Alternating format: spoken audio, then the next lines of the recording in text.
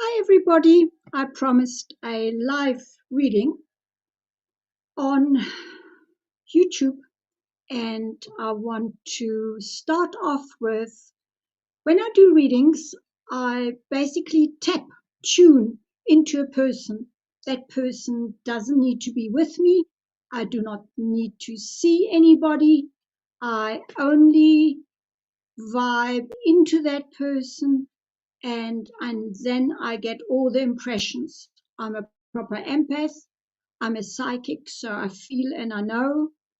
I'm a clairvoyant, so most of the pictures come via my inner mind, and I see how you are and how you feel, and also how people have passed on or where they are when they've passed on. And I also know I hear at times, but my hearing is rather low in frequency, so I hear names like through water, and I have actually switched off the hearing since the late 80s, because I worked a lot on the Van Rooyen case, which was a very big case in South Africa here, and I couldn't anymore at night hear these children scream and cry and the cries for help. And I then prayed it away that I wouldn't hear anymore.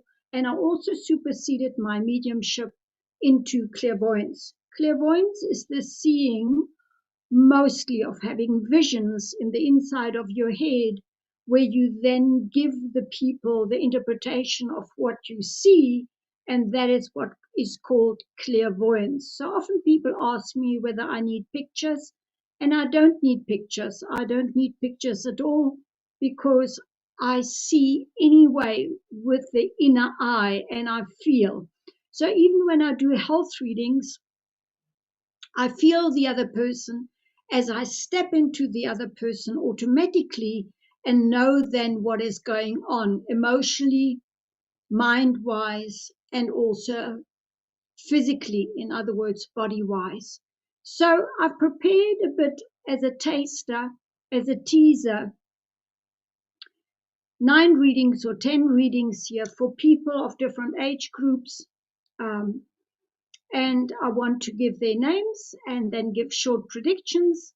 And if you feel that I can read well, then you can contact me on marietta@tnison.com and make your bookings, even pay online, or you can contact me via WhatsApp on 072-880-7904. But I have a PR who takes your messages, so do not try and get free readings on WhatsApp, because that will be deleted, because it's solely a platform for my business.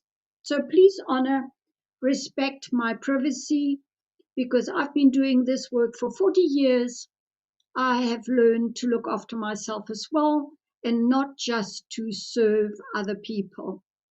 So let's start. Without further ado, today is a very relevant or important date, or for me kind of a fun date, because it's the 21st 04 2021. So it's 21/04/21. So there's no synchronicity in my life, but everything falls into place the way it has to. So let's hope and cross fingers that the internet is strong enough to let this recording take place. Without further ado, I want to start with the first person, which is Cindy Cook. Cindy, you ask me what does the future hold or next year hold for my kids and I? Cindy, number one, what I read immediately is we are only in April 2021. Next year is of no relevance. Today is important. We pray for our daily bread, for nothing else. We are grateful for whatever happens today, not for tomorrow. So living in the now, living in the present is very, very important. When I looked at you, Cindy, then I wanted to say that you have most probably experienced quite a shake-up and a wake-up when it comes to your possessions, when it comes to your footing in life, in other words, your position in life materialistically. So there is a very strong indication that in the last year you've gone through a separation or a major event where you lost the feeling of that you're grounded, that you're well established, that you have all your possessions together, because this was extremely testing for you. That the feeling is that you're most likely at the moment in a position where you also need to know that your life mission is all to do with partnerships.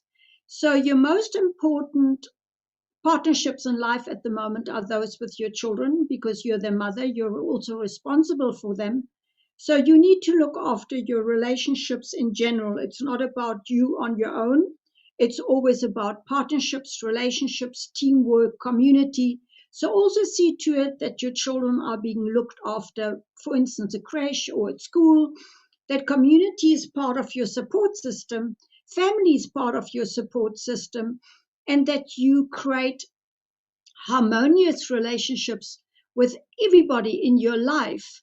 So, because that is where the challenge lies in your life, is that you need to look after your partnerships. It's not about you being selfishly looking after yourself or being the pioneer in your own life or staying by yourself. So you will most likely also going forward be able, and it's very necessary that you look after relationships and always also work on special relationships. So just know that that also means that you're a very good coach, very good negotiator, very good teacher, that you're somebody who needs to create harmony and peace and really live in the here and now.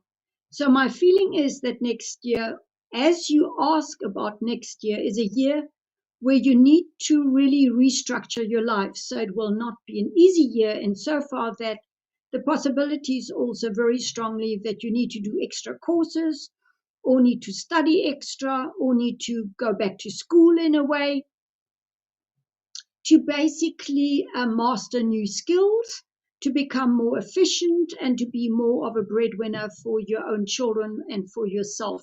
The next reading is for Marinda Ferreira. You ask me about your marriage. I can only see, Marinda, that in the last 3, 4, and even 5 years, all your relationships with the men in your life went through major conflict. Plus, you were very disappointed when it came to certain truths that came to the surface about hidden stuff, also secretive stuff, maybe affairs, sexual encounters, problems with intimacy, or even your man going astray or not being fully present in the marriage. So the marriage as such needed to go through a big transformation, but in a way it also went through a symbolic death. And if it didn't go that you had in the last 5 years also a male party that died in your life, then you're very lucky. But in a way, the man in your life died. In other words, the relationship died. The relationship came to an end of how you knew it. And if you cannot really look at your relationship, your marriage, in a new way, with new beliefs, with new attitudes, because Marinda, you're the one who needs to be very careful because you're very overbearing in your emotions. You're very much a person who likes to nurture other people, but your way is always the highway, and you're very much focused on financial freedom. You want money, you want luxury, you want good things. And I hope that you've created that for yourself in your life so that you don't expect that from a man in your life. But what your marriage is all about, if there is not collaboration, if there are not compromises made, if you don't step back and zip your mouth the marriage will most probably not last. It's also that within the next year, you will very much be challenged in all of your possessions, in the way that you see life, in the way that you experience life, in the way that you want to have no changes in your life. It will be very tested. So most probably you'll be shaken and wakened out of your existence into a new life where you will fall back onto your feet, and then you have to build your own life. So really look at this as changes are painful sometimes, mostly, but they're also very refreshing because they put you back on a new cycle, on a new path. And if a relationship has really come to an end, then we need to know that we have God as our backing, and that and you need to know for yourself that you've also tried your best in your relationship, and that also your life mission is all about harmonizing and working on partnerships.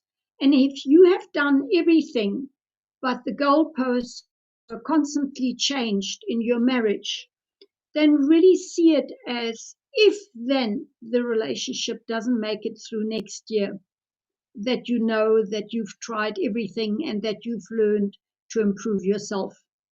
The next one is Mary Elizabeth Coutier. You asked me whether your deceased daughter Gina died quickly.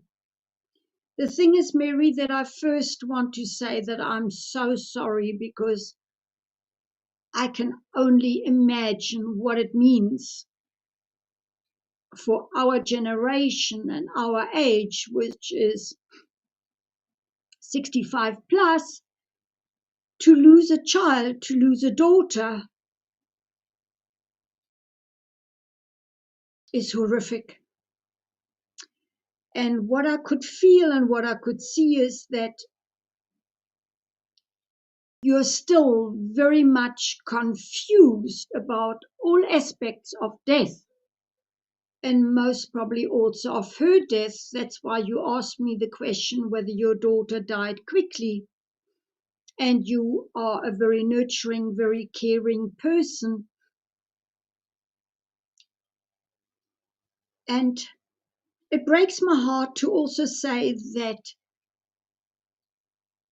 this death will have woken you up completely into an awakening into the spiritual, and seeing the spiritual in a very different way. And you might even question your faith, which might be based very much in a certain dogma, where you suddenly need to look at it more spiritually. And that's why you're asking the question how she is, because also in your life mission, you pretty much are now forced to stand on your own feet, be selfish about yourself, look after yourself, grieve when you must, and know that partnerships belong to a previous lifetime and not to this one for you, and that you're strong enough financially, most likely, to handle whatever you need to handle here, and that in your life path and who you are, you're very intuitive. So you will get messages from Gina. She is around you. I hear her moving stuff, or that you hear something falling, and you try and make sense of this, where when you learn to pray and to meditate and become still, you will realize that she's around. You will also dream of her. You will know that she's in a good place, which she is. My feeling is death was rather quickly, but sometimes what I see here is that she was aware that she's going. She didn't feel any pain. most probably she was in shock because she shows me the body as being numb. She shows me that there was a split second of her knowing in her physical body that she is not going to live through this, and that she somehow sent a prayer in the last split seconds of her life to ask God to help her. She smiles at me. She has got a lovely set of teeth. And she says she always talked to God or her angels and her guides. And you know that because you made fun of it a bit. But that's what she did just before that the soul moved out of the body and onto the other side. And she actually joined up with an older woman, which I think is her grandmother, because there was a close bond between the two of them. And that they are very happy together, and that they're learning from one another, and that they're exchanging news and information, and that they are on a level which I call in my book the fourth level, which is like a paradise level. There are valleys and waterfalls, and it's a real paradise. And that is where Gina is at the moment. And when you sit back and you breathe deeply and you visualize her in this kind of paradise state, then you will also know that love is never lost. Love is never dead. Love is always eternal, just like faith and like spirit. And I'll pray for you, and I hope you can feel how the love surrounds you by your daughter, by your other loved ones that have passed over, which are several of them, might be even a sister or an aunt, then a mother and a father, then your daughter. They're all together. Also a little dog that was very naughty. So they're all together. So you need to know that when you close your eyes and you give yourself silent time, quiet time, present time, you will feel the love of your loved ones that have moved over. The next reading is for Sandra Lopsha. Sandra, you asked me whether the move to the Free State will be falling into place. I have only your information and I only tapped into you. And Sandra, what I see here for you is that it's a very good move. Your life mission is a life mission of always seeing life as an adventure, always traveling and getting to know other people and having different places where you stay and moving around and loving your own freedom and living according to your own truth. And this is what you're doing. With the result is that you're also in a new cycle this year. So if you're really the main principle of this move, then I know that there can't be any problems. There will be small hiccups around May, most likely, but then thereafter I see a very easy flow. And in August, it's kind of as if you take the last breath and it's the last bit that needs to be done, and then it will be fine. So in general, at the right time, the move takes place at the right time. It's the right thing for you because you love relocating, you love new experiences, you love adventure, you love living according to your own truth. And yeah, you're always a bit in confusion whether you're doing the right thing. But at this stage, I cannot see that this was the wrong decision. So good luck with that move, and happy moving and happy relocating, and enjoy your new home. The next reading is for Jock van der Heiden. You asked me about your life mission. The sad part is, Jock, that you always try to be a leader because a lot of strength is in your leading capacity. But in a way, you need to look at it very carefully because your Leo elements, your leadership qualities will never reach the height that you might want them to reach because you still come from ego and you're young.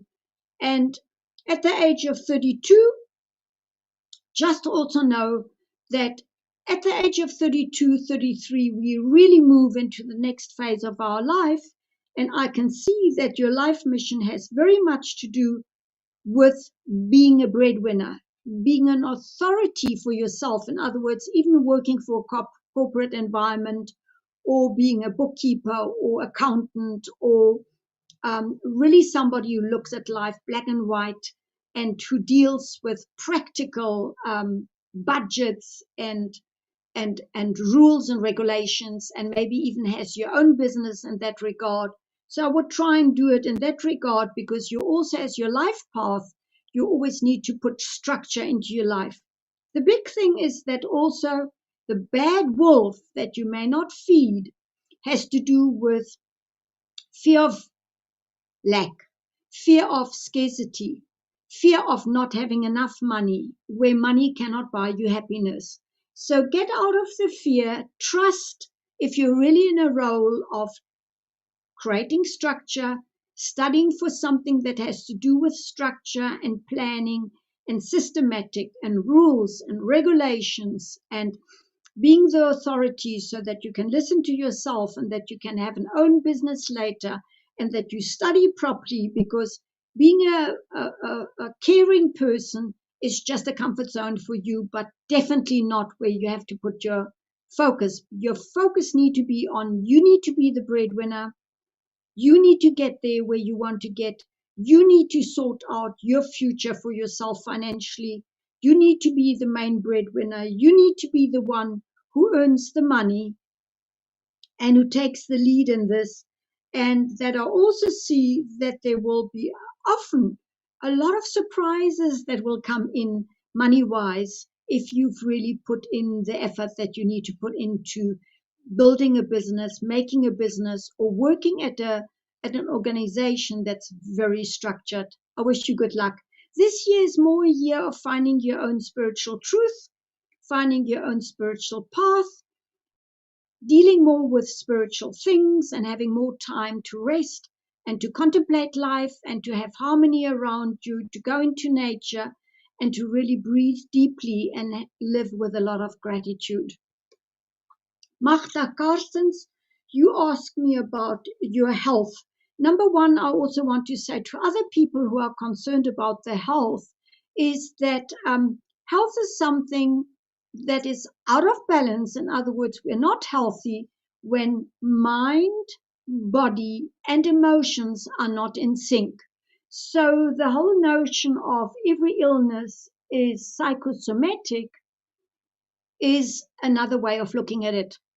And I have always seen, with working with healing modalities like the SKIO program, which I'd still do over distant, as soon as I remove the emotions that block the spine and block the body, then we have better health. So also be very aware how much medication you take, because your chemicals could harm your liver, could harm your bladder, could harm your kidneys. And it's very important that we look at other alternatives like homeopathy, like natural medicines. So alternative medicines, not just allopathic medicine, which is prescribed from a doctor. And being very aware that exercise, enough water, healthy living, as little as possible sugar and high fat is a necessity for health. And if you then keep your mind positive and you keep clean in mind, body, and emotions, you can only make improvements. So you need to figure out in meditation and prayer, where are you out of balance? Mahta, I have the feeling that you allow yourself to be easily hooked into toxic environments, and that you also create very easily dark emotions for yourself that have to do with depression, jealousy, rage. You attract drama into your life. You don't talk about your emotions. You also, your whole scarcity thinking, your whole fear of not having enough money is at the moment impacting your health. So it's very important that you get out of this fear and scarcity mode, also mind-wise, because as you know, the longer we are negative and destructive, and we harp and stay on negative thought forms. In other words, I don't have enough, and I won't trust anybody, and I hate this life, and oh, it's a Monday morning again, and there's nothing happy really outside there, and I have nothing to be grateful for, and life is always unfair to me. If you stay thinking like that, you need to know that in the end, you will create yourself a mental disease called depression. It's not an illness initially, and it can be improved and it can be changed, because it's not necessary that we have a chemical imbalance in the brain if we look after ourselves and we take hormones like 5-HTP for serotonin, L-tyrosine for dopamine, and that we also consult somebody who's alternative or a natural hormone specialist, which I all have. So if you have problems in that regard, I will be able to help you. And what I see here with you, Mahta, is that you really need to get out of your own way and your own way of being stuck in yourself, with creating also too much care for others and not caring for yourself, but you also feel sorry for yourself, and you don't really live, and you get out into the outside and into the sun. You don't really exercise. My feeling is your body is very stuck, and that is, of course, not very healthy. So you better get moving. The next one is Desi Stein. You asked me about having a child one day. And Desi, you're already 37 years of age, although we can easily have children until we're most probably 42, 43. But my feeling is that a lot of indications here are for me that you learn through being a loner, that you learn through emotional losses and being on your own, and learn to be a spiritual person more so than having a family. And that most probably also I saw that your luck for me was pretty much in finance and in being abundant and being able to really build a good foundation financially for yourself. So most probably you're very fortunate in your career, where it's also important that you are in your career. You're a very powerful person, but in this lifetime, it's kind of, you need to be hands on, you need to be working for yourself. And I feel that your balance has gone completely out of sync, because it doesn't feel for me that you put any energy into being a breadwinner for yourself, or even doing something for yourself that is creative and that is hands-on, and that you actually earn your own money, which is very necessary, that you have a balance between your work life and your home life, and that focusing so much on not having a child at the moment takes you also away into not seeing how many aspects of your life you can share your love and your service to humanity via other children, other people, pets that you have. Love is everywhere, and very often a child is a creation that we bring into this life. And if this is not meant for you, always have creations in your life that make you passionate about them, so that you have fulfillment in life, because that is what you're really looking for. I wish you all the best for that, because at the moment, my feeling is you're way too much stuck in depression and what you cannot have, and that you make this an overall big thing, instead of really seeing all the ways and means that you could spread your love, and that you could share your loving feelings with other children that are close by. Because when you are optimistic, when you hand over to a bigger being, to a bigger God, when you hand over to the universe, very often then only magic can take place, because children and a birth of a child and conception of a child is still a miracle, and we cannot control it. Kilian, Arina, you ask also about health, And my feeling is that you're very similar to Mahdi, that you do not live more healthily with sport, going for walks, being in nature, living your own truth. So also with you, my feeling is you're trying to run away from everything that has to do with that inhibits you and blocks you. And with that, you're not healthy, but you're anxious. You're too anxious.